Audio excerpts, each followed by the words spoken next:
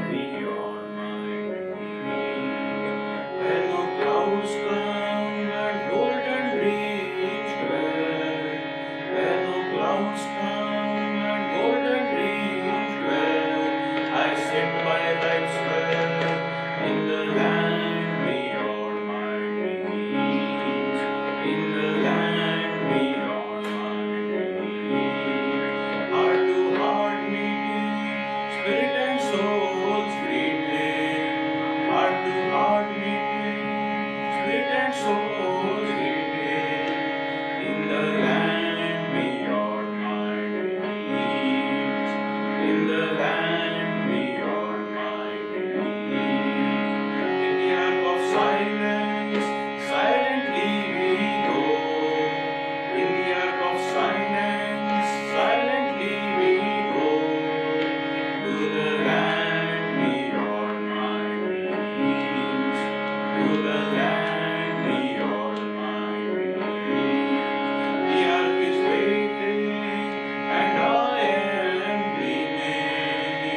The ark is waiting and I am dreaming of the land beyond my dreams, of the land beyond my dreams. Where no sorrows come, nor death there enter. Where no sorrows come, nor death there enter. In the land beyond my dreams, in the land beyond my dreams. To that paradise the heart will rise. To that paradise the heart will rise. To the land beyond my dreams, to the land beyond my dreams. Where no clouds come and golden dreams dwell. Where no clouds come and golden dreams dwell. I sit by life's well in the land beyond my dreams, in the land beyond my dreams. Heart to hearts meeting, spirit and souls greeting. Heart to hearts meeting, spirit and souls greeting. In the land beyond my dreams, in the land beyond my dreams. The ark is waiting and I am dreaming. The ark is waiting and I am dreaming of the land beyond my dreams, of the land beyond my dreams. In the ark of silence, silently we go. In the ark of silence, silently we go to the land beyond my dreams, to the land beyond my dreams, to the land beyond my dreams, to the land beyond my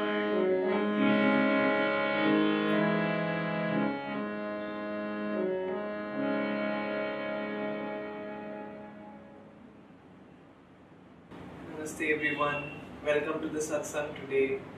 So we would like to share some quotes from the autobiography of a yogi and then speak a little about each of them. So the first one is from October 4. Burn to ashes all the books on mathematics. The logically minded will always rediscover such truths. Destroy all the sacred books on yoga. Its fundamental laws will come out whenever there appears a true yogi who comprises within himself pure devotion and consequently pure knowledge. So, when I was reading this quote, it struck to me that Master in this line writes, a true yogi who comprises within himself pure devotion and consequently pure knowledge. Oftentimes one can think that to find God we have to figure out everything, but that is not the case. What comes first is devotion. Like Swami Sri Yukteswarji said in the Holy Science, I'm paraphrasing it, he said, one cannot put one step in front of the other without developing the heart's natural love. And as we all know, if we have read the autobiography of a yogi, that Sri Yukteswar was an avatar of Gyan. He was a Gyan avatar. And for a Gyan avatar to develop the heart's natural love, one cannot put one step in front of the other on the spiritual path is really, really important. And even Swamiji, when he met Master and when he was with Master, Master often used to tell him, get devotion, get devotion. So it's really about devotion, chanting, and Swamiji would just, in his days with Master, he would just go through nights together chanting to Divine Mother, and he was just developing that. And after a point, Master said to one of Swamiji's brother disciples, look how I have changed Walters. So always keep in your mind that the devotion is very important, and we need not even meditate alone. Techniques are important, but devotion is primary. You need not meditate alone. Master used to say to his disciples, never meditate alone. And one of his disciples once asked him, but Master, what if I am alone? Then Master just looked at him very lovingly and said to him, am I not always with you? So you can always think of Master sitting beside you in your heart, offering yourself to Master and developing that devotion and just offering yourself over and over.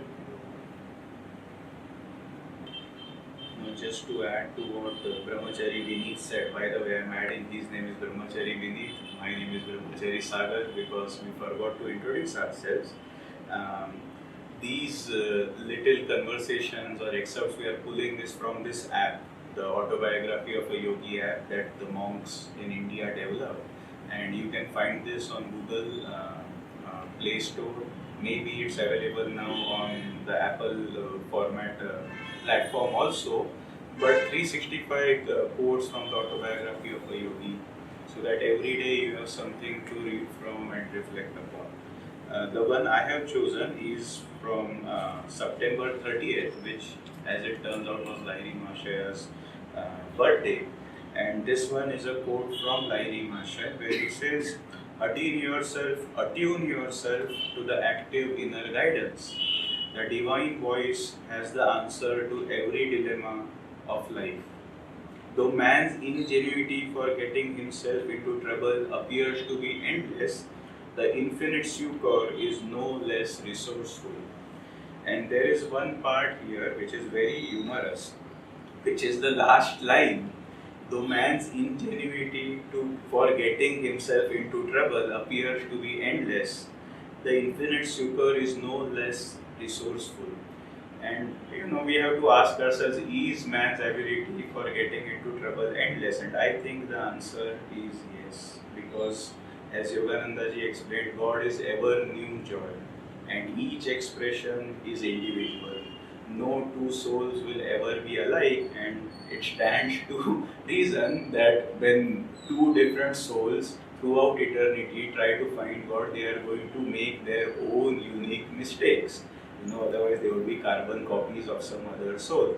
But then Lahiri Mahasaya is saying, well, but the person or the consciousness that made these unique souls has all the answers, no matter what new mistakes and new conundrums we might get into. And the solution, of course, is that first conversation where Lahiri Mahasaya says, and just like in the previous excerpt, he's not saying, okay, study up the problem and figure out everything, but he's saying, attune yourself to the active inner guidance. The divine voice has the answer to every dilemma in life.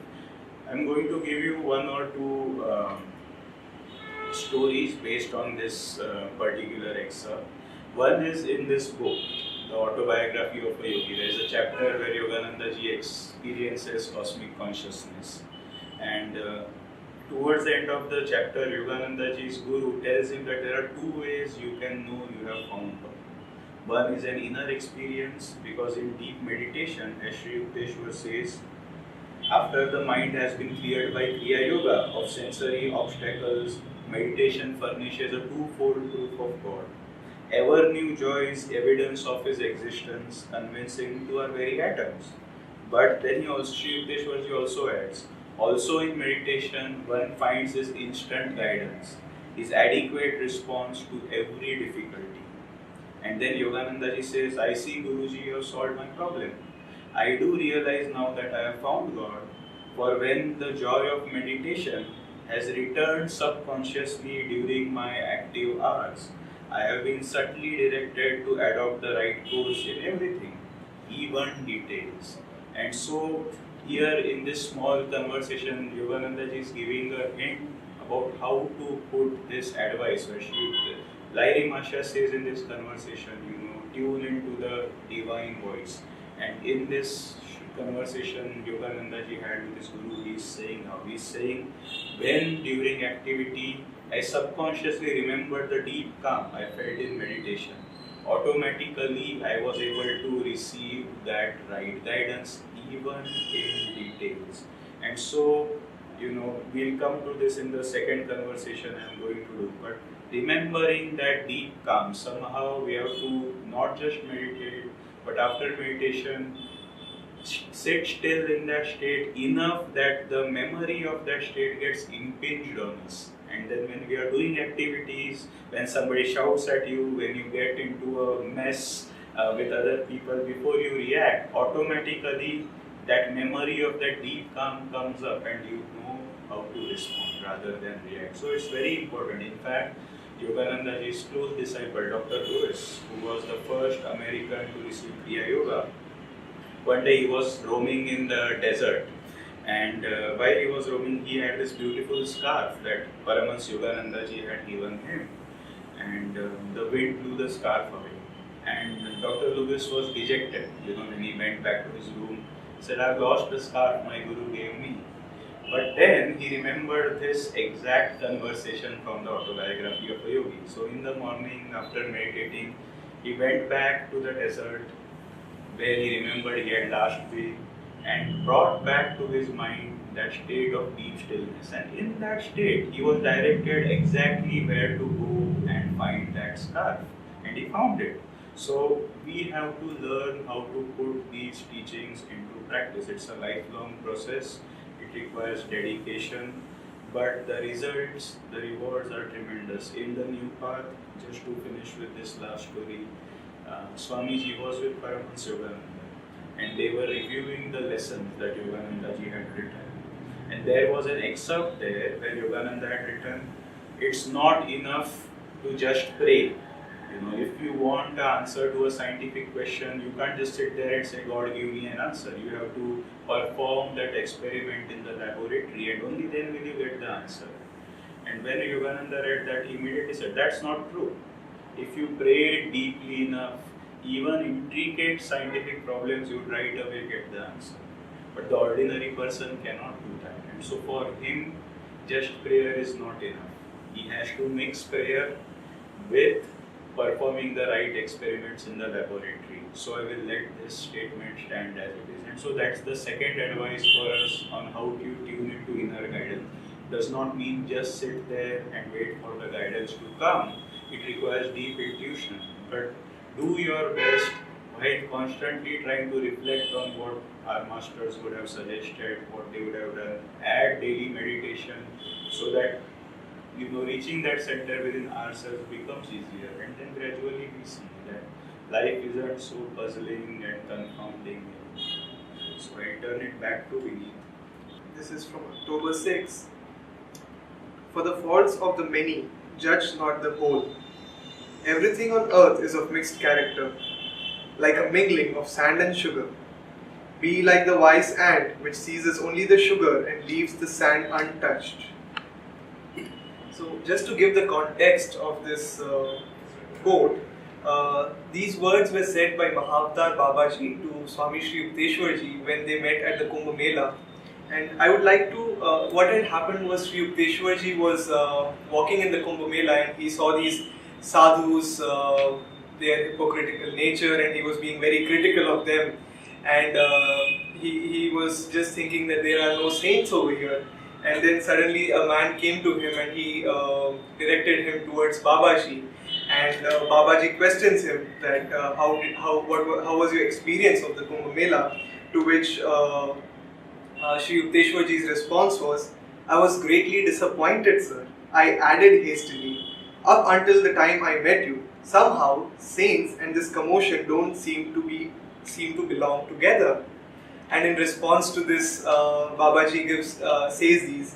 He says, "Child," the master said, "though apparently I was nearly twice his own age. For the faults of the many judge not the whole. Everything on earth is of mixed character. Like a mingling of sand and sugar. Be like the wise ant which seizes only the sugar and leaves the sand untouched. Though many sadhus here still wander in delusion, yet the Mela is blessed by a few men of God realization." This is a very interesting quote, and it is not something just for Sri Yukteswarji. This is in fact more for us than for Sri Yukteswarji. Babaji was trying to tell us that in our daily life that we choose the sugar and not the sand. And what does it mean to choose sugar and not sand? I would like to just share a small experience I had.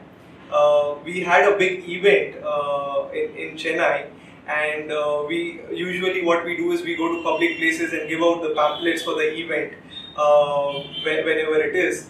And so two of us, me and a friend of mine, we were just giving out pamphlets one after the other, and it took like 1 hour, and then we came back to our satsang, and another friend just asked, "So how was it?"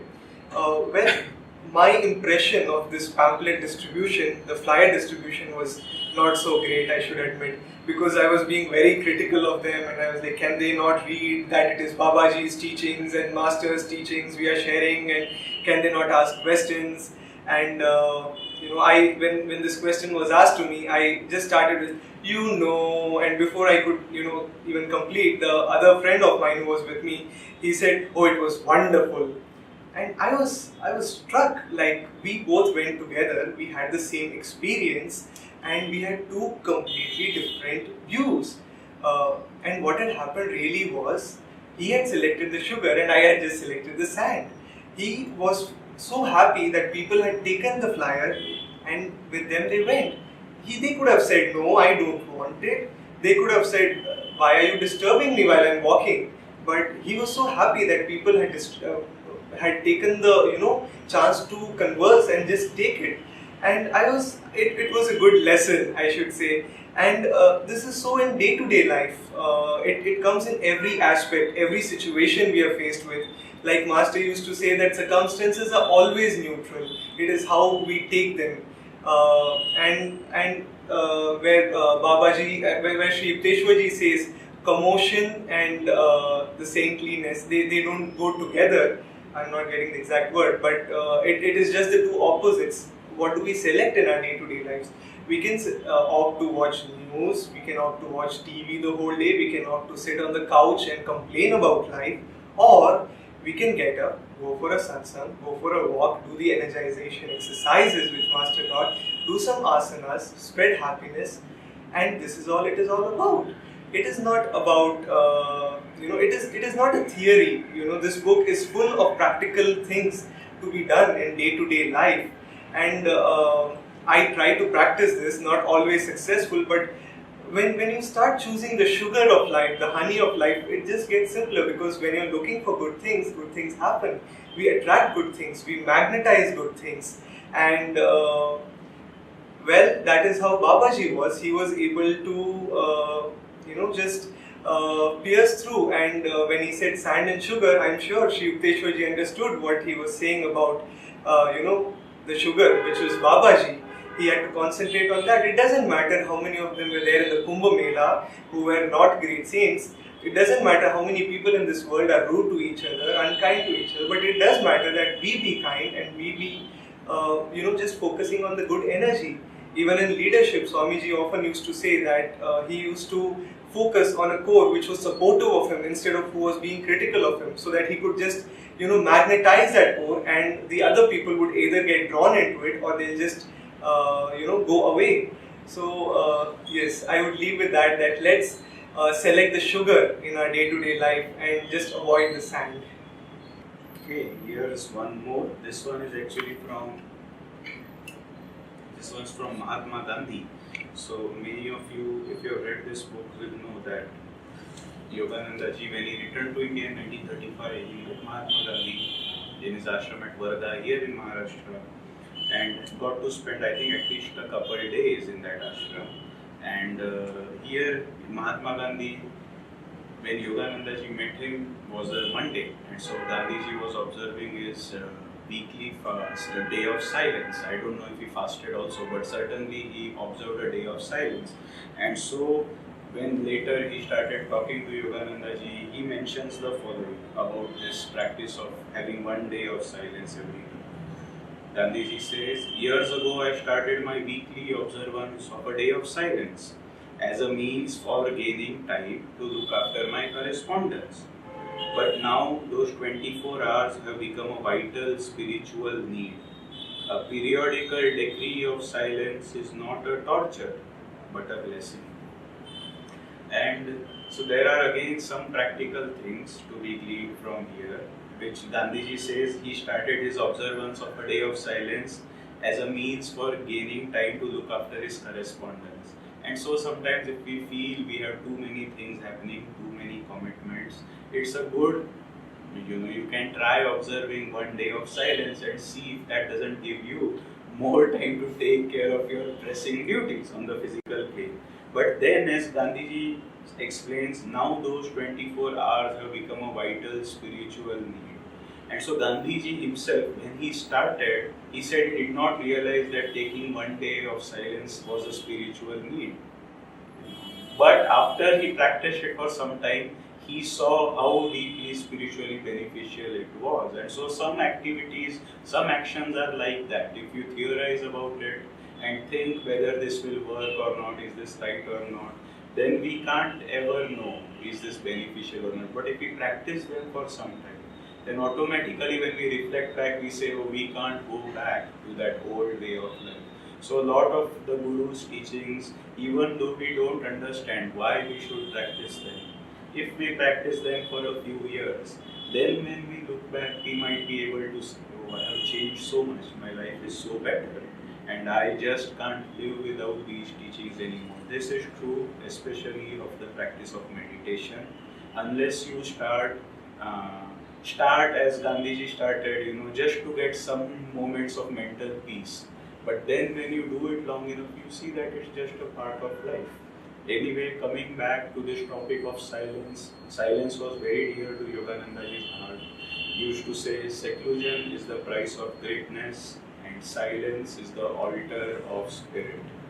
And Anand Mahima used to say, as long as you are talking, you are on the surface.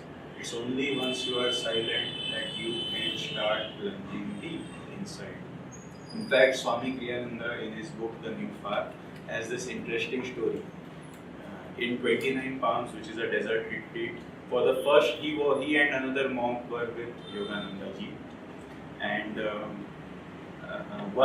Yogananda sent the monk away somewhere.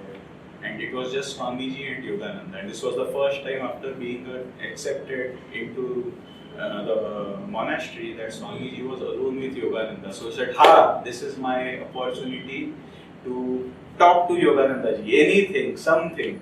And so he had just received this technique for communing with the Om vibration. And so he looked at Yogananda ji and asked him, sir, because Yogananda ji was he wasn't showing any signs of wanting to talk. He was just happily seated. So Swamiji, he was just 23, he said, sir, what does the Om sound feel like? When you listen to it, how is it? And Yogananda ji just said, and then he went back to being silent. And so Swamiji said, I need to ask him one more question. And sir, how does one listen to it? And Yogananda ji just held the mudra of the Om technique without even saying a word, dropped his hands back down, and then continued to stay in that silence. Swamiji found it a little bit strange, but later, as he saw Yoganandaji's repeated emphasis, he realized how important being silent was to the spiritual path. Silence is the altar of spirit. So we have to learn gradually how to become deeper, silent human beings. There's a phrase in English, still waters run deep. And so it is with human beings also. We have to have that stillness to go deep. Now, what Gandhiji talks about taking one day of silence, not talking to others, is just the beginning. Have you ever wondered that silence is of many kinds? because we want to go deeper. We are talking about self-realization. And just in the spur of the moment, I wrote down 7 kinds of silence which I could think of. And let's see what you think of these. Now, one kind of silence, now as I suggest this, you have to reflect on the various people you have seen in life, and maybe you will see there is some truth here. One kind of silence is an angry silence. You know, when the child is unhappy with the mother or the spouse is unhappy with his or her spouse, they don't talk to each other. They are silent. But that's not the silence Gandhiji is talking about. So angry silence is not what we want to do, though many practice that. There is worried silence. Sometimes if people are very worried, they stop talking. You talk to them, they won't talk back because they are just ruminating on their worries. We don't want worried silence. The third one is thoughtful silence. You know, some people always are thinking about, many geniuses are of this kind. This is not a negative kind of silence. They are thinking about their research problems. They are thinking about improving, a businessman who wants to make a new business proposal work. He'll be in that kind of silence. Somebody from his family talks to him. He might not respond immediately. So that's a kind of silence. There is restless silence. Sometimes people are absent-minded because they are very, very restless. You talk to them and they don't hear you. They are in their own world, even though they are sitting to meditate. Now, those who are practicing meditation will see. Sometimes our meditations are of this kind. They are very restless. Outwardly, we have been silent, but inwardly, for some reason, our mind has been going on and on. So that again is a kind of silence we want to avoid. There is a sleepy silence. If you try to meditate, you will see sometimes your body is tired and your meditations are sleepy. Not many thoughts have come in those meditations, but when you get up, you don't remember anything about what happened for that half hour or 40 minutes. Now that sleepy silence, again, we want to avoid. Then there is a scheming silence, cunning, crafty people who are trying to, let's say, a pickpocket, somebody who's trying to figure out how to dupe others. Even he can be silent because in his mind he is running a scheme about how do I make the best of this situation. Then the last one I had here is observant silence. Some people have this tendency of observing what's happening around them. Sometimes people observe other people and they will notice everything. Oh, this person has long nails, he's not washed his shoes, or sometimes it can become negative, because you observe and then you judge. But some people are observant of their environment and thereby silence. The point here is not to bore you, but to just say that there are so many kinds of silence. Which silence are we talking about when we refer to Yoganandaji's statement, silence is the altar of spirit? None of these, at least to me, seems like the altar of spirit.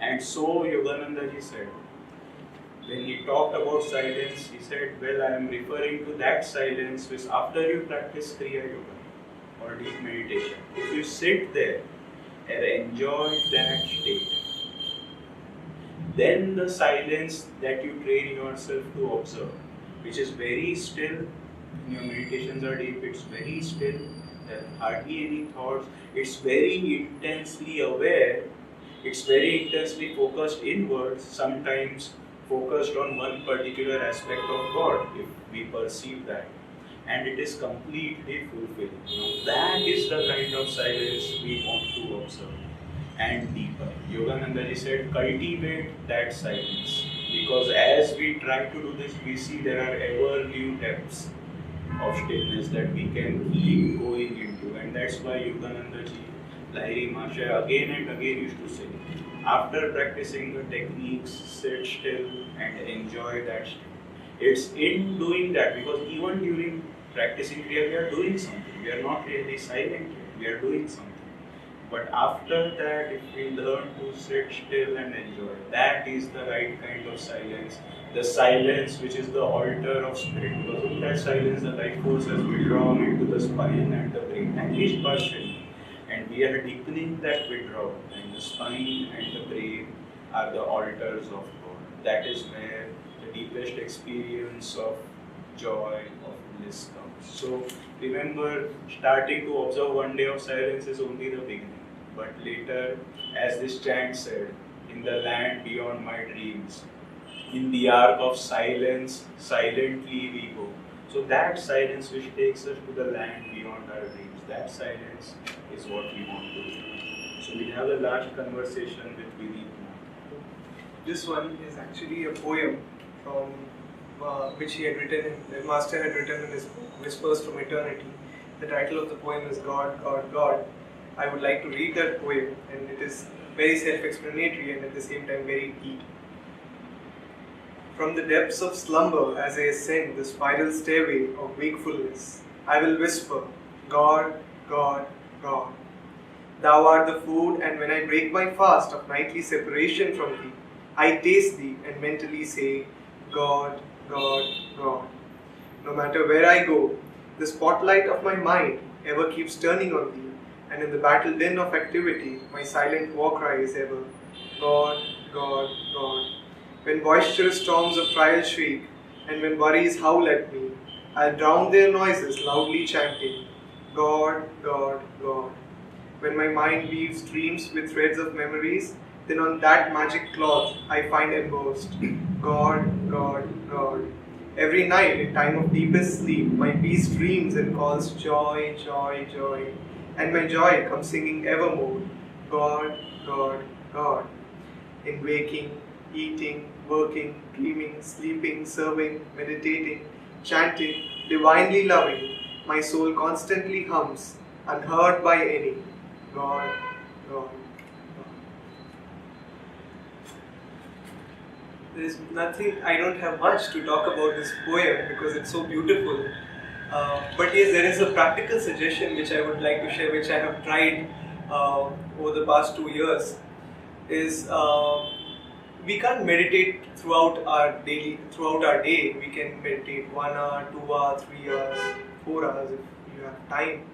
But then in our daily activity, like Sagar was talking about attunement, how do we have that attunement? How do we keep that attunement? And this poem helps us very deeply. I used to have this poem right at my working desk on the right side, and during the day I would just stop and read that poem and tune into that consciousness. Master had told his disciples to memorize his poem Samadhi, and that is the case with any poem which Master wrote, because all his poems came from a very deep state of consciousness. And to memorize a poem of Master, to memorize the words, to sing the chants, we are attuning ourselves to that consciousness. Even in our day-to-day life, it doesn't take much to go through a poem, and the rewards are many. You can stay in touch, you become more aware of your environment, you can work better, and